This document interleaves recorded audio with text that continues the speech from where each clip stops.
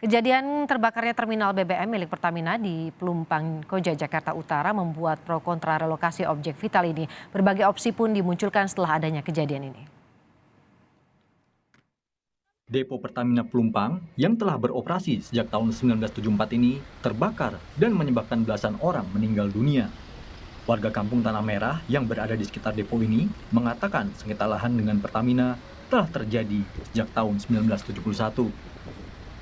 Penjabat Gubernur DKI Jakarta Heru Budi Hartono menyebut rencana penempatan buffer zone atau zona aman sudah ada sejak 2009.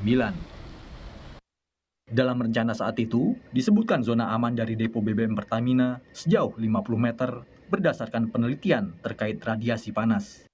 Ya, konsep 2009 itu kan sudah ada awalnya bersama Pemda, bersama pemerintah pusat, Pertamina, dari tembok yang ada buffer zone selebar 50 meter. Namun mungkin ada kebijakan lain waktu itu dari Pertamina, sehingga hal ini tidak terwujud sampai saat ini.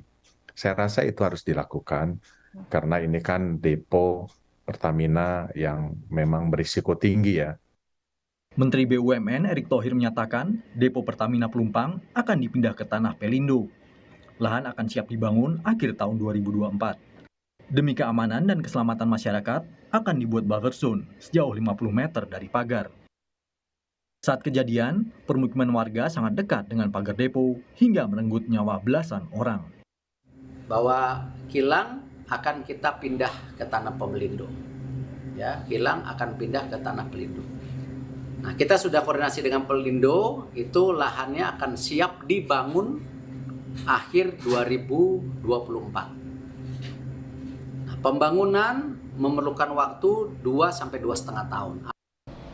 Namun, menurut Menko Bidang Kemaritiman dan Investasi Luhut Binsar Panjaitan, bukan depo Pertamina yang harus dipindahkan, melainkan masyarakat yang harus direlokasi dari tempat itu.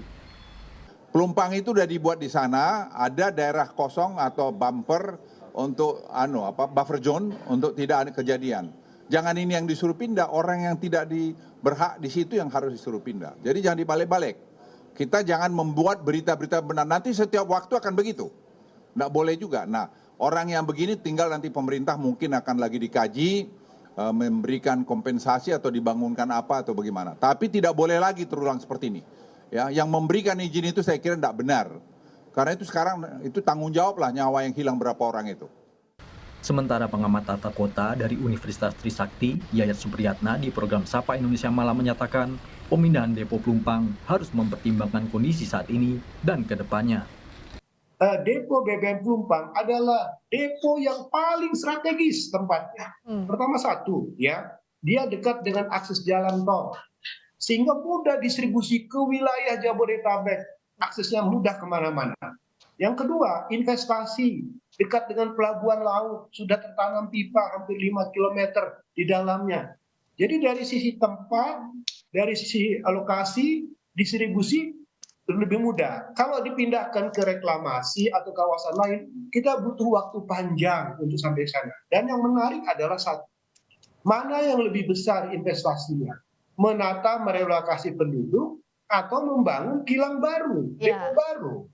Kalau hitungan membangun depo baru itu lebih tinggi biayanya dibandingkan ini, ya mendingan kita tata kawasan itu dan menjadi role model untuk semua sentra-sentra vital negara.